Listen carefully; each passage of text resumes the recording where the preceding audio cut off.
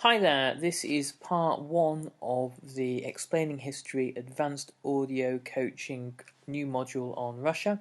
If you haven't listened to the introduction, stop this now, go back, listen to it, and you'll get a better idea of the structure of what we're trying to do here. If you have, and you're happy to move on, great. Okay, so for this session, we're going to be talking about Russia between 1815 and 1856.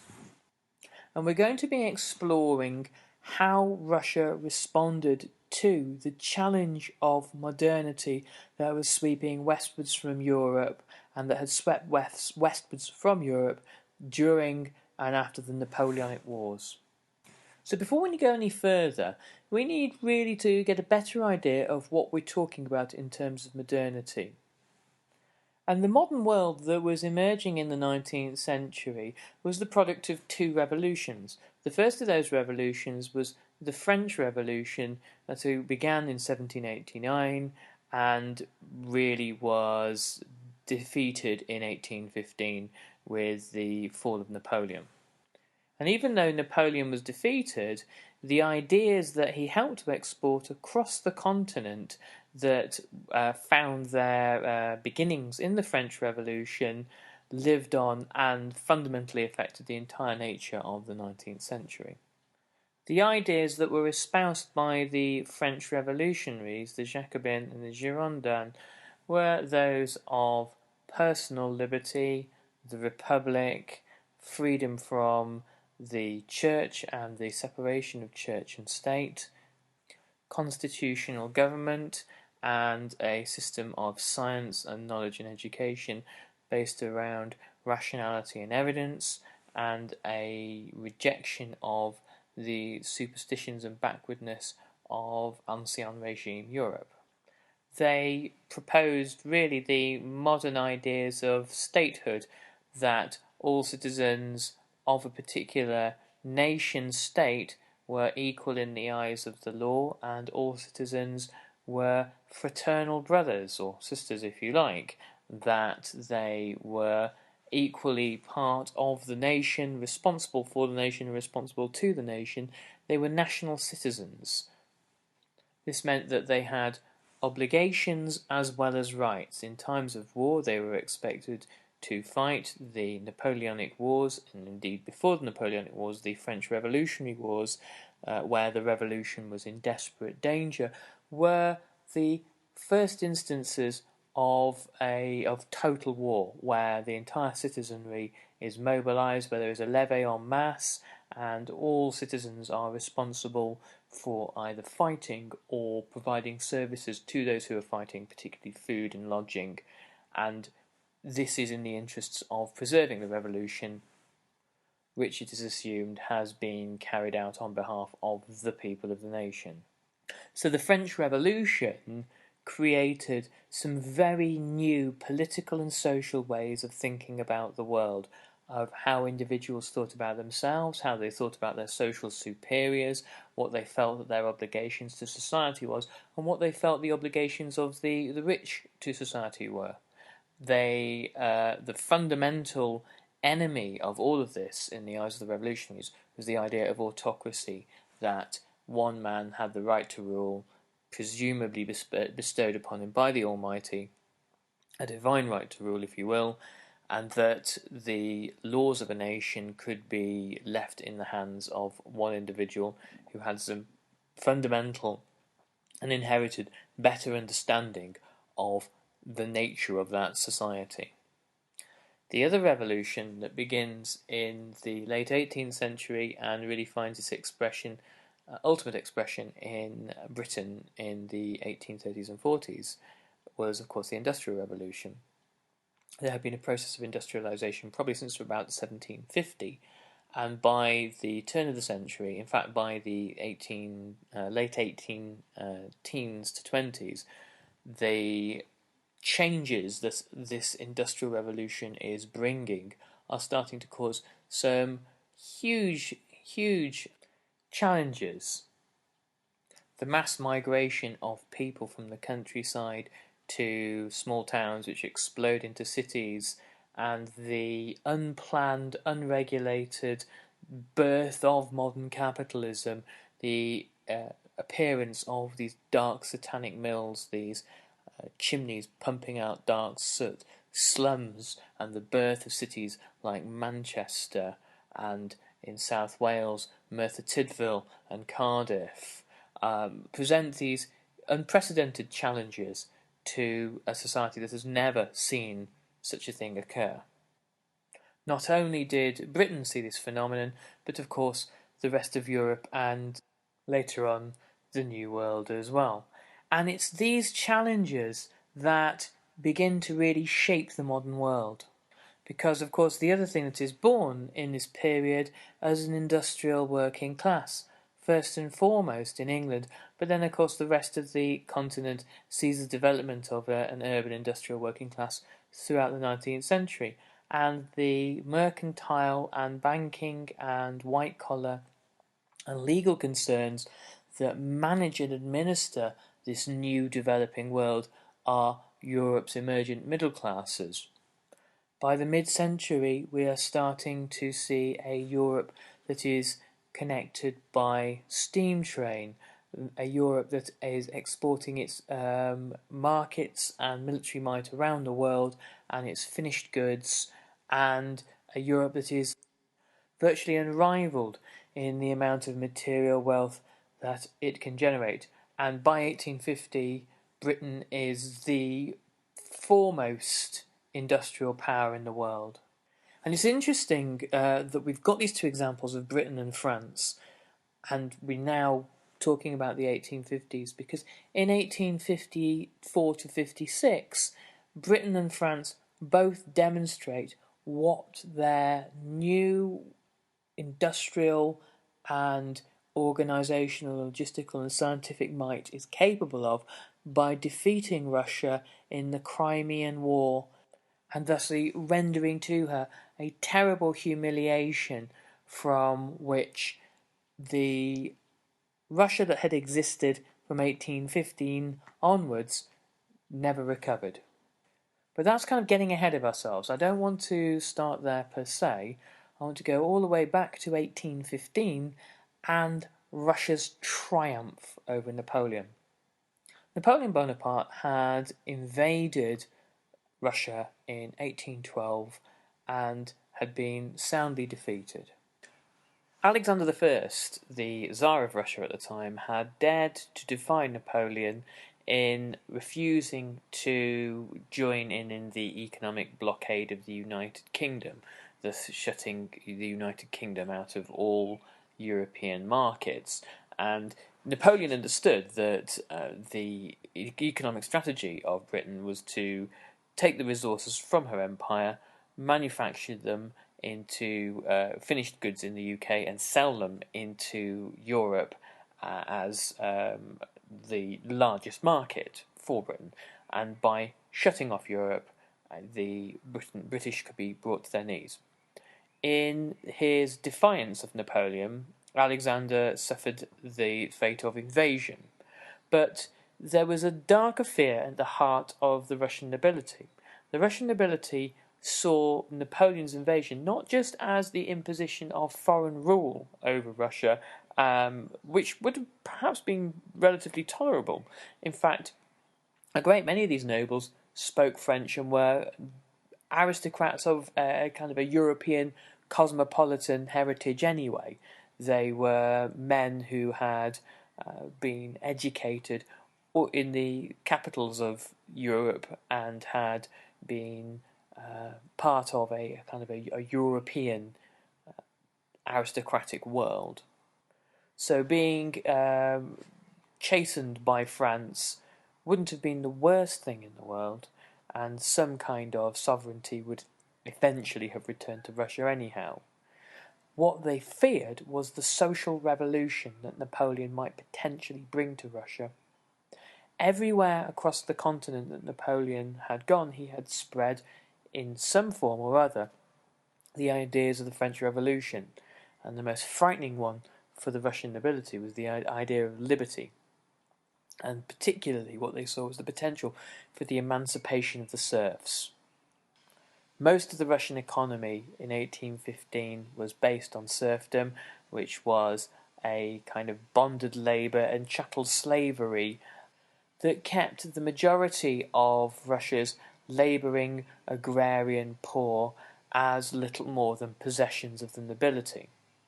Serfs were obliged to perform free labour for their masters, they could be bought and sold in the manner of slaves, and they had only the rights, really, that the nobility chose to give them. In undoing all this, Napoleon would potentially undo the entire nature of Russia, its economic and social foundations and rules, and what would follow would be uncharted territory. And the nobles were convinced that what would follow for them would be their economic and social and perhaps even physical destruction. So Napoleon Bonaparte had to be resisted at all costs, and ultimately the physical, geographical facts of Russia are the things that defeat Napoleon. Its size, its weather, and the fact that Russian armies could simply retreat into the interior and carry on pulling back until the supply lines for the enemy were overstretched, the enemy's armies are exhausted, and to make this more pronounced, they even set fire to Moscow in 1812, giving Napoleon nowhere to shelter his troops from the Russian winter. And it is this invasion, and this failed invasion, that ultimately deals a death blow to Napoleon's chances of dominating the continent. He may have lost the Battle of Waterloo in 1815, but the process of his defeat really begins in 1812. And the Battle of Waterloo is interesting in itself. He fights, obviously, the British in a coalition of other smaller nations at Waterloo, and on the second day of the battle, the Prussians turn up. But it's not really the Prussians that Napoleon is particularly concerned about. The chance that he may well have been able to carry on and fight Blucher as well as Wellington. But it's the 500,000 Russian soldiers who are on the way that Napoleon will have to fight after that, which ultimately decides the outcome of the battle. This isn't to say that the British and the Prussians don't do particularly impressive things on the day, but it's the vast spectre of the Russian army that really Napoleon is mindful of, and it's this army that marches into Paris in 1815. And here's where we get back to our story about modernity. The officers in Alexander's army that marched into Paris in 1815 to see the defeated Parisians might well have been forgiven for thinking that they were technologically superior in some way. When they actually see the standard of living and the civil architecture, the fountains, the buildings, the flowing waters, the sanitation, the drainage, the parks, everything else, they are in awe of the French and wonder how it is they could possibly have won this war against such an advanced enemy. And many of them begin to question the victory that they have managed to achieve. Many of them beginning to question precisely what it is they've achieved and who they've achieved it for. And many of them, for the first time outside Russia, begin to question the validity of the autocracy and what it's capable of achieving and for whom. Many of them see that very modest, to some extent poor Parisians have a standard of living that is far in excess of that of their counterparts in Russia. The irony for Russia is that Russia didn't wish to be contaminated by the ideas of modernity, by the ideas of the French Revolution, by the ideas of the Industrial Revolution to an extent as well, by these big changes happening in Western Europe. But by her armies marching into Paris, she inevitably becomes infected with these concepts. Particularly the officers who march into Paris and who march into France are receptive, they are educated, they can write down what they've seen, heard, read, felt, and experienced, and take it back to Russia with them. And so the point about 19th century Russia is its border is incredibly porous, especially when it comes to concepts and ideas and the transmission of thoughts and concepts and treatises and beliefs and notions. And it would be the officers of the Tsar's army who'd marched into Paris who would be the first to revolt against Alexander within the next 10 years. Alexander set about showing that he was no modernizer, he was no liberal, and he was a proper autocratic despot in the real old Russian sense of the word in his dealings with the Poles. The Poles had decided to declare for Napoleon. The Poles had been dominated by Austria, Russia, and Prussia, who divided Poland a century beforehand, and they had been roundly crushed and defeated ever since. And the Napoleonic Wars offered the Poles an opportunity to win their country back. The Poles were legionnaires for Napoleon and fought with him in many of his campaigns across Europe, from Austerlitz to Salamanca to Vittoria to Waterloo.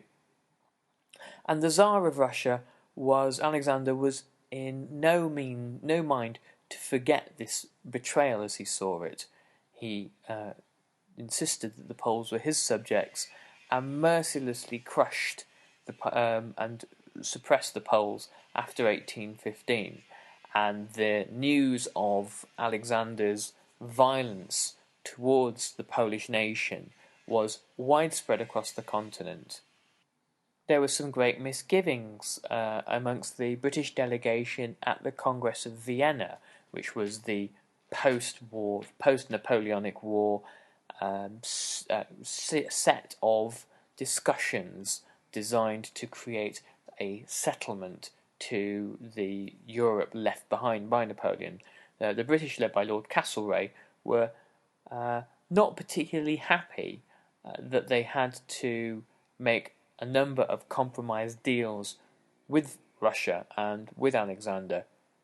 However, the business of politics goes on, and the British are not above a spot of their own cynicism from time to time. And Alexander turned around and cited for them the issue of Britain's actions in Ireland for any time that they decided to bring up the Poles. So what we have after the Napoleonic Wars is a very powerful, militarily powerful and confident and assertive Russia, with a large standing army that it's had to raise and keep risen, if you'll pardon the term, throughout the wars, and that is now poised to assert itself across the continent. Russia and Austria, under Prince Metternich, are the two reactionary policemen of Europe. They have large armies in 1815, and they're willing to use them to police other European states such as Hungary, Romania, Italy, Poland, to crush the spectre of further revolution. The old aristocrats, the ancien regime of Europe, looked on in horror in 1789 and 1792, when aristocratic heads began to fall in France, and the decades of war up to 1815 after that were blamed exclusively by the ancien regimes of Europe on the idea of revolution itself. Therefore, it was imperative of Russia and Austria to prevent further revolutions from breaking out. And because Russia had such a monopoly on power, a great deal of complacency set in to Russia, which would be her undoing in 1856. The idea that Russia perhaps needed a little revolution of her own was lost on the Tsars, and the idea that really she could rely on her military strength, on being a great Russian steamroller, was the idea that they embraced and clung to. However, revolution had not left Russia alone. As early as 1816, just after the Napoleonic Wars, there were the first stirrings among the officer corps of a desire for change. And a secret body amongst the officers, called the Union of Salvation, began to propagate two strands of reformist ideas. There were moderates amongst them who wanted a constitutional-style government very similar, modelled almost directly on the British constitutional monarchy, and a more radical revolutionary group who favoured something more akin to the French Revolution. And they had been given certain indicators by the Tsarist regime that it was possible that change might be afoot. Tsar Alexander began to make certain cosmetic changes to Russian life. But the moment that unrest began to grow, Alexander put a stop to the reforms, as his grandson later on, Alexander II, would do almost identically, and began to blame unrest on reform itself. One of the problems that Russia would experience throughout the 19th century was the stop-go of reform. As soon as a particular Tsar allowed a degree of reform, it would encourage normally the middle classes and the intelligentsia and the educated people of Russia to want more. And when those ever-increasing desires and demands for change were not met, or when the pace of change became uncomfortable for the Tsars and was too slow for everyone else, unrest inevitably sparked. And the default position of any Tsar is always back into reaction. Many of the officers became openly contemptuous of the regime. They had seen some of the unimaginable privations that the peasant soldiers had had to endure during the war, very often at the hands of their own side. The cruelty of the Russian army in the 19th century towards its private soldiers was quite legendary. And very often this casual cruelty would be combined with incompetence and inefficiency, poor logistics, supplies, shortages of food and essential medicines and bandages and that sort of thing, to create avoidable catastrophes amongst the troops. One of the leading activists, Pavel Pestel, articulated the programme of the revolutionary officers as, and I quote him, I beg your pardon, "The desirability of granting freedom to the serfs was considered from the very beginning. For that purpose, a majority of the nobility was to be invited in order to petition the emperor about it. This was later thought of on many occasions, but we soon came to realize that the nobility could not be persuaded. And, as time went on, we became even more convinced, and the Ukrainian nobility absolutely rejected a similar project of their military governor." So this shows us that long before Alexander II's emancipation of 1861, there were moves afoot amongst the officers particularly, and for the officers we can really read the kind of the more radicalized middling sort of Russia, to do something about serfdom. Once serfdom was resolved, it logically followed in the minds of those who were committed to destroying it, the entirety of Russian society would rebalance itself in a generally more productive, harmonious, fair and just manner. The opportunity to bring about many of these great changes presented itself to the revolutionary underground that had emerged from the officer corps in December 1825 when Alexander died. It was assumed that his brother Constantine, a known reformer, would step forward and take the throne as the presumptive heir. Constantine renounced the throne, however, to the great consternation and surprise of the revolutionaries, who stepped forward to act before Nicholas could take the throne, who was a known reactionary. Nicholas, as the son of Alexander, was the rightful heir to the throne if Constantine chose to withdraw. On December the 26th, 1825, the Decembrists, as they had become known, assembled in Senate Square in St. Petersburg and refused to acknowledge Nicholas as the new Tsar. Instead, they shouted, "Constantine and Constitutia," Constantine and the Constitution, and they elected Prince Trubetskoy as their leader and the interim dictator of Russia. Nicholas spent the day trying to negotiate with the rebels and trying to come to some kind of understanding, but neither side was willing to blink, and instead Nicholas eventually has artillery pieces dragged down the streets of St. Petersburg to be fired upon them, having many of them killed and the rest dispersed. And that really was the end of the Decembrist revolt. So the first attempt to try to create some constitutional rule in Russia, really as a result of these big changes happening in Europe before, during and after the Napoleonic Wars, ends in disaster. And this is a lesson that later revolutionary groups draw from this particular episode, that the autocracy is never going to budge.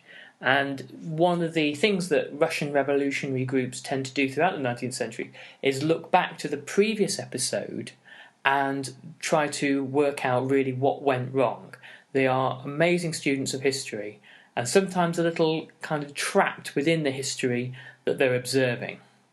Some of the Decembrist leaders, I beg your pardon, such as Pavel Pestel, were executed.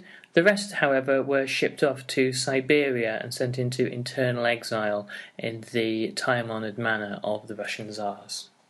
Nicholas I ruled for 3 decades, from 1825 to 1855, and he died during the Crimean War. And he was one of the Tsars who, inevitably following a potentially reforming Tsar, embraces autocracy.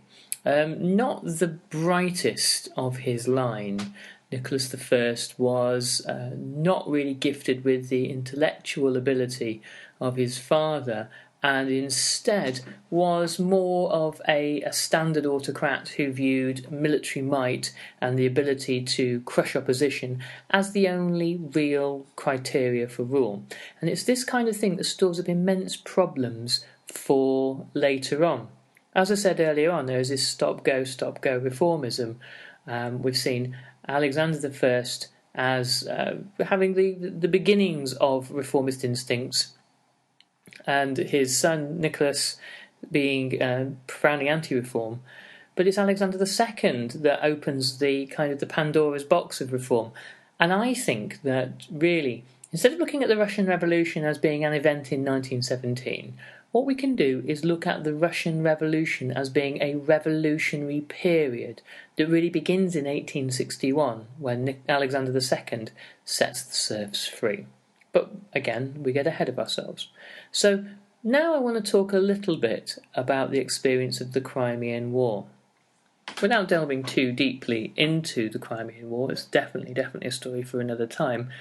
Britain, France and the Ottoman Empire waged war from 1854 to 1856 on Russia.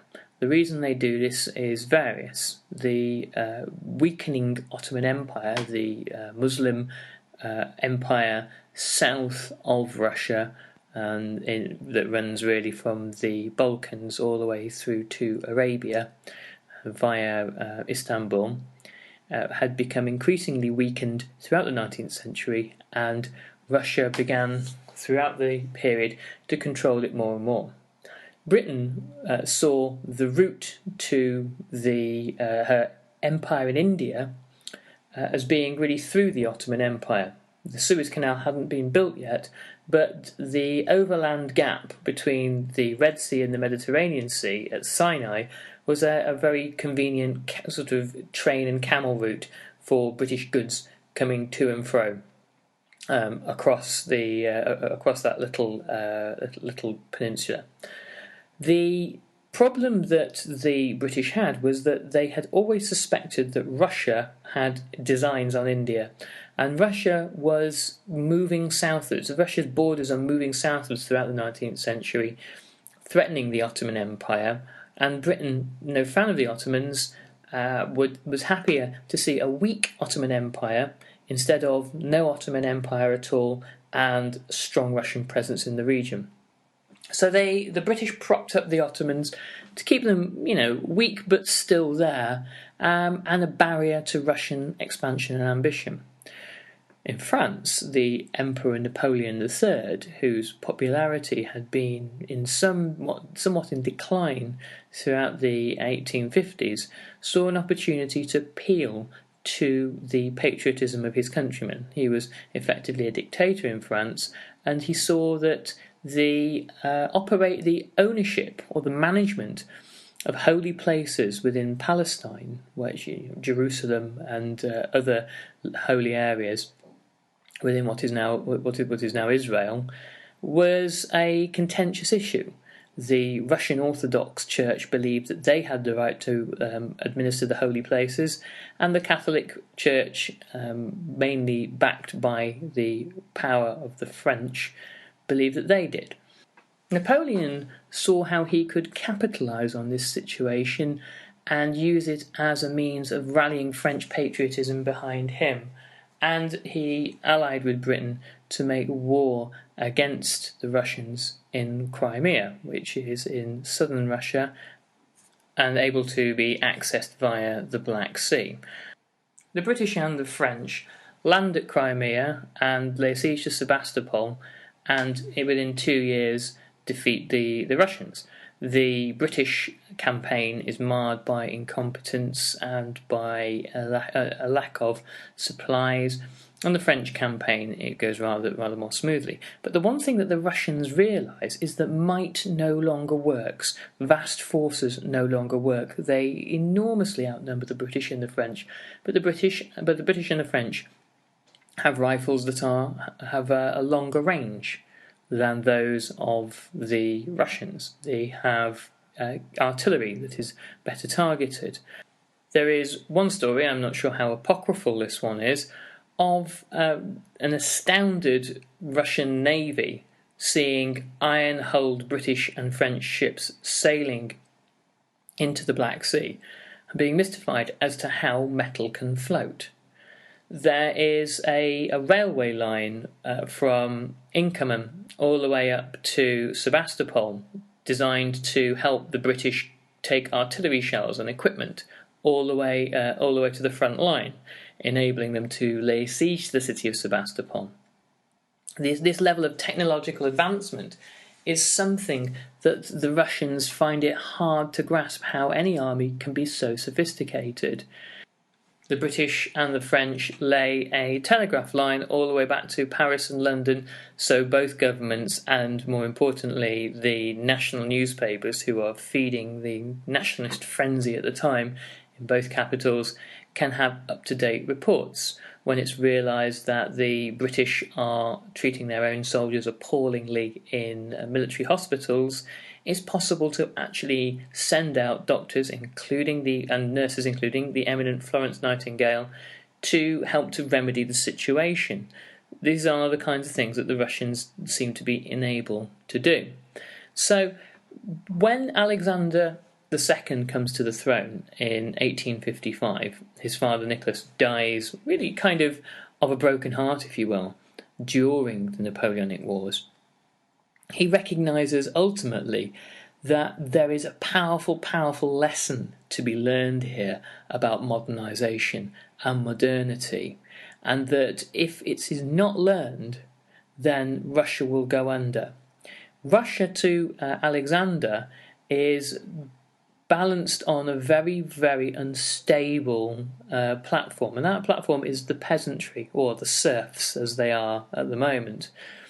And this kind of slavery, if you will, is something that is going to leave the entire empire very, very vulnerable. The two things that are keeping the Russian Empire going, in the view of Alexander II, are its military might, which is now in question, and its ability to keep law and order in the countryside.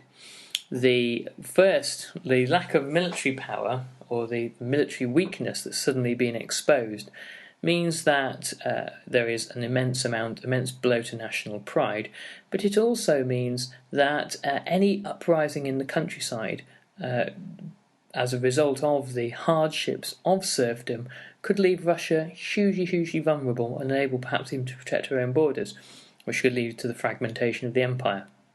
Alexander also believes that you need to start from the bedrock. Reform has to start from the bottom. He is very mindful of the threat of possible revolution by the peasants, by the serfs, I keep saying, I do apologise. And he is very mindful that this is a serious threat. And so what we're going to do in the next of these background videos, we're going to look at what Alexander does to reform the peasantry and what happens as a result. So I'm going to leave you here. We've gone on for long enough, and we'll catch you on the next video. Thanks very much. Bye-bye. Okay, so that's just a little snapshot of the new video training course that I'm putting online. It's coming online in a week or two. Look out for it. I'm hopefully going to get that going by the 1st of October. Now, the people that this is going to be useful for are obviously students of Russian history, if you're doing it at A level, if you're doing it at GCSE, if you're doing it at a degree level, or if you're just an armchair enthusiast that really wants to know more. This is going to be really important for you. It's got everything you need to know about the Russian Revolution, really, from the long sweep of the 19th century all the way through to the October Revolution, all the way through past the Civil War up to Lenin's death in 1924. So it's later on I'm going to do one on Stalinism, but we'll just keep ourselves occupied on this one for the time being. So what does this course do? What value does it give you? Well, not only is it going to give you all the knowledge you're ever going to need on this subject, it's going to give you 20 years of my experience on this subject, but it's also going to have a distinct section in each module where we go through essays and show you exactly how to tackle difficult essay topics based around the things you're most likely going to be asked on. It's going to give you handout notes. There are going to be downloadable videos, downloadable audios. It's going to be absolutely jam-packed with value. And what I'm also going to show you is that getting top grades and understanding Russian history in minute detail and being able to argue is a thing not just I can do. I know I can do it, but it's a thing that you can do as well. I'm going to show you how to simply adjust your thinking and your way of arguing to really be able to address those questions. I'm going to blow away some of the myths that surround essays and the myths that surround getting top grades and show you how you can replicate the results that I get with my students all the time. So look out for that. That'll be coming up on the 1st of October. I'll remind everyone about it. I don't normally do much of a kind of a little selling type thing here, and you know, you gotta put it out there though. You gotta put it out there. This is going to be huge value to everyone that's doing Russian history, and a big help. Anyway, hope to catch you on the next Explaining History podcast. Thanks and good night.